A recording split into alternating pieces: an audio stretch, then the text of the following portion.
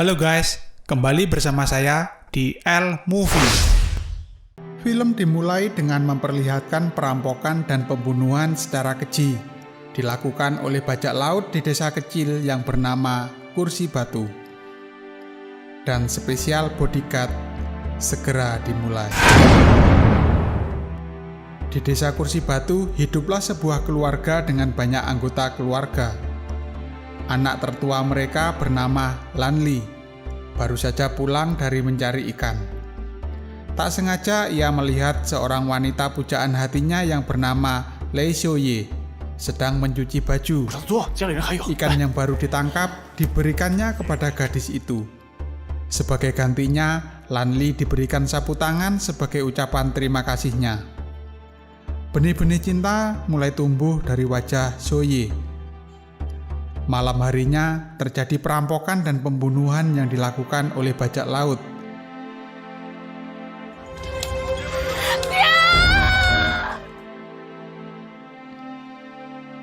Lanli terjaga dari tidurnya.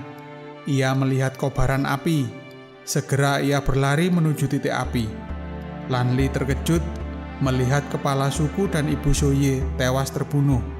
Lanli menangis memanggil nama gadis pujaannya. Namun sayang, teriakannya hanya didengar oleh seekor ikan.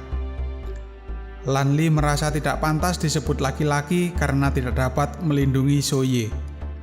Lanli meninggalkan rumah dan kampung halamannya untuk mendaftar menjadi prajurit, dengan harapan kelak ia dapat menjaga dan melindungi pujaan hatinya. Maka berangkatlah Lanli berjuang mewujudkan cita-citanya.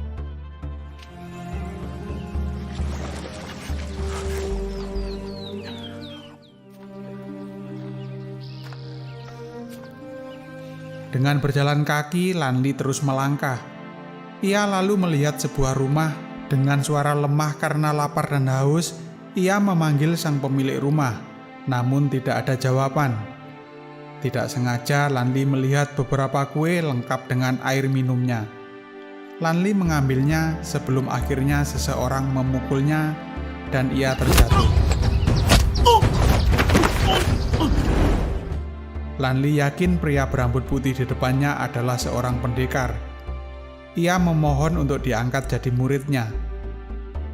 Melihat besarnya niat dan tekad Lanli, akhirnya pria tersebut mengajarkan seni bela diri kepada Lanli.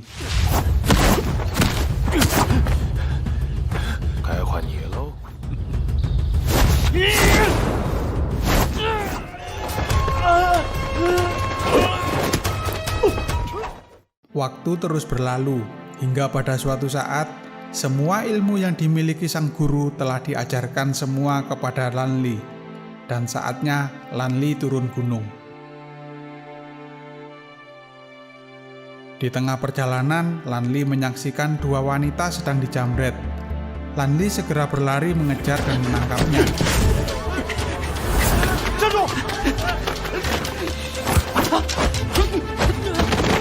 Kemudian mengembalikan dompet kepada pemiliknya yang bernama Pan Liuxin. Lanli lalu pergi meninggalkan mereka berdua.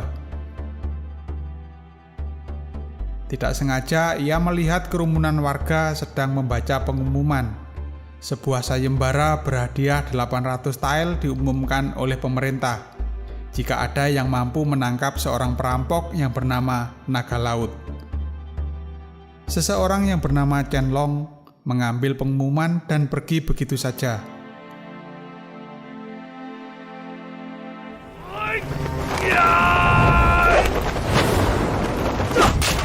Lanli akhirnya berhasil menangkap Chen Long. Kemudian mereka berdua sepakat untuk menangkap Naga Laut.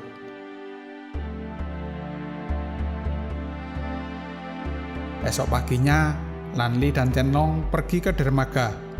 Tidak sengaja mereka bertemu dengan Pan Liuxin, wanita korban penjamretan yang pernah ditolong oleh Lanli.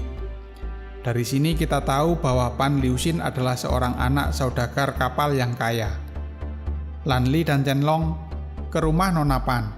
Kini mereka semakin dekat dan akrab. Pada satu kesempatan, Lanli berencana meminjam kapal untuk mencari kelompok naga laut. Nona Pan kemudian memberikan sebuah buku perjalanan kapal ayahnya sebagai tanda ia sangat mendukung rencana Lanli. Esok paginya, belum sempat rencana itu dilaksanakan, Nona Pan memberitahukan bahwa kelompok naga laut telah membakar dan merampok sebuah desa nelayan di pavilion depan yang jaraknya 300 mil dari garis pantai. Dua kesatria muda dengan kudanya segera menuju ke desa tersebut. Saat singgah di kedai, mereka berdua terkejut di tempat itu berkumpul banyak pria sangar. Belum hilang rasa terkejutnya, datang rombongan lain yang tidak kalah sangarnya. Salah satu dari pria tersebut mirip dengan gambar di pengumuman yang mereka dapat. Chen Long beranjak mengajak Lanli pergi dari tempat itu. Namun Lanli menghampiri dan menanyakan di mana Lei Xiaoye disembunyikan. Pria yang tak lain adalah naga laut tidak menghiraukan Lanli.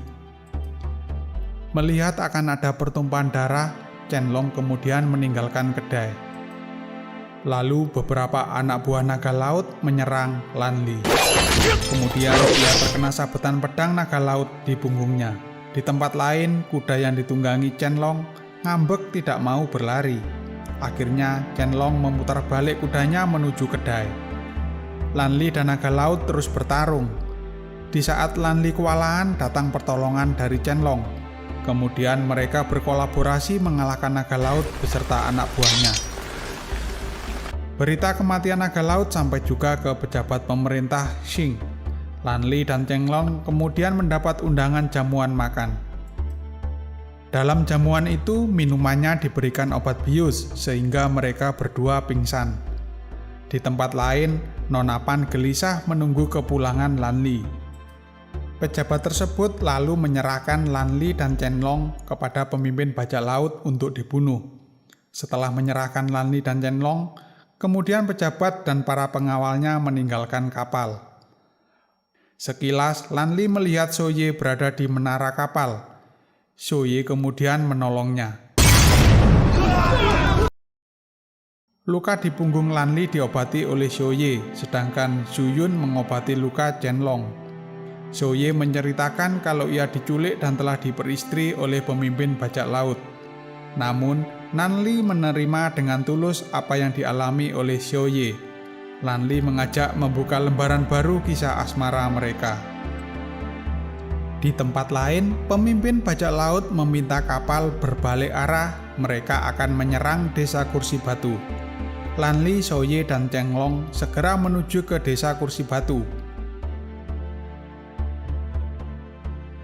Mereka mengumpulkan warga desa dan mengajak untuk bersama-sama melawan bajak laut. Namun usaha mereka sia-sia, karena tidak satupun warga desa mau membantu karena takut. Dibantu dua adiknya, Lanli membuat jebakan sebagai upaya melawan bajak laut. Tak lama, gerombolan bajak laut menuju desa Kursi Batu.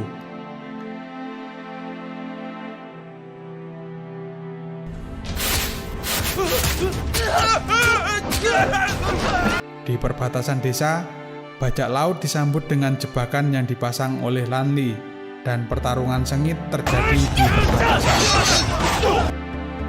Satu persatu anak buah bajak laut tewas. Kemudian warga desa beramai-ramai datang membantu Lanli menangkap si rambut merah. Dan film pun tamat. Di akhir film diceritakan Xiaoye pergi meninggalkan Lanli. Ia berpesan kepada Nona Pan agar Lanli tidak mencari serta melupakannya. Lanli berhasil menjadi jenderal di militer sesuai cita-citanya. Sekian dari saya, semoga kalian terhibur dengan alur film yang saya bawakan. Sampai jumpa di alur film selanjutnya.